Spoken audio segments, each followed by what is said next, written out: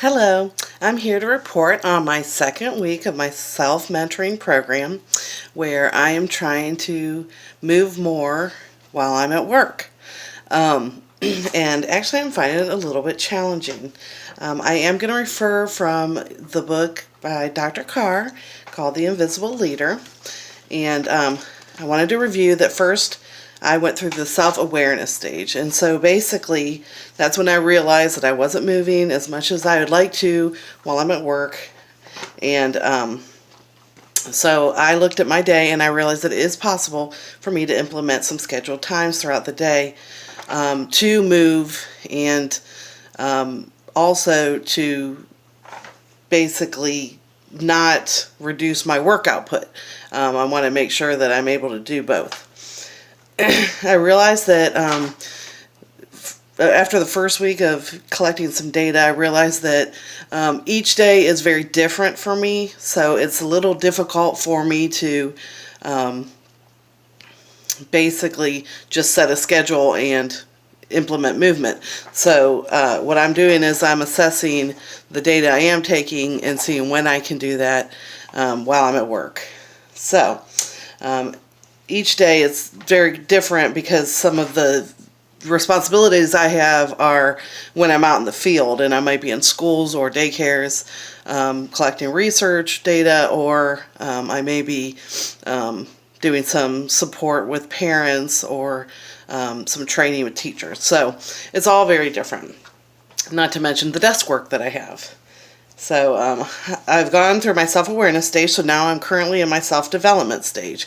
So I need to think about the expectations that I would like to work towards. And as I mentioned in my last video, I want to be moving twice as much as I'm sitting at work. And right now it's pretty much the opposite. So I'm collecting data currently to assess what I need to do.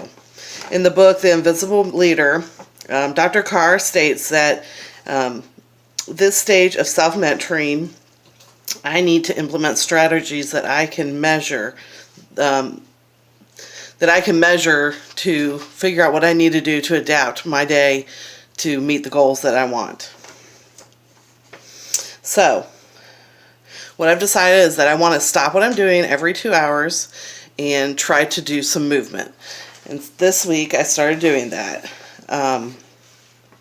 I've implemented armband stretches. I have an armband at work that I'll just stop and stand up, and I will do different arm movements to wake my body up and my brain while I'm at work.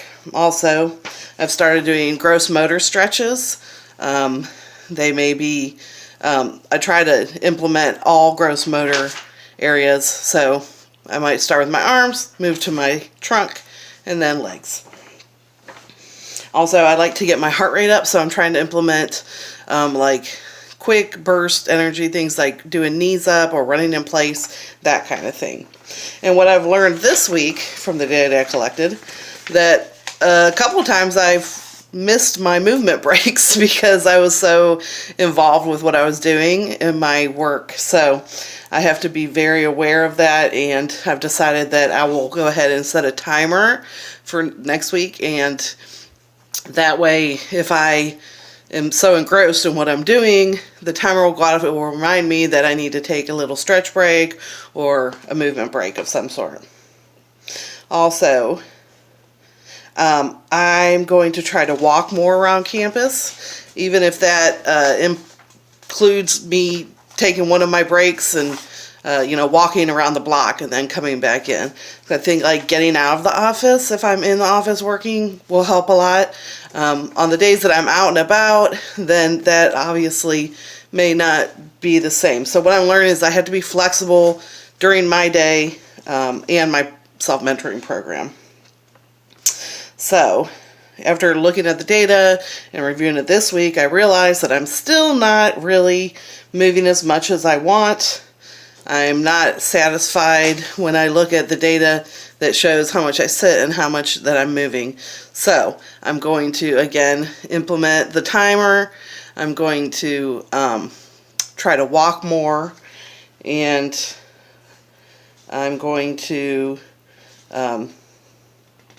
try to be more consistent with following through on my program. Also, I'm doing a good job of tracking the data, though, even if sometimes I have to go back and fill in the times. But I am finding that with the stretching, it's really helped with reducing my body fatigue. It feels great to stretch while after thinking for 2 hours straight. Sometimes you just need to get yourself out of that, and so I found that that is very, very beneficial. So I think that helps with not only my body fatigue, but also my brain fatigue. So I'm trying to realize the benefits of that and continue to work towards increasing my movement at work and decreasing my sitting. Thank you.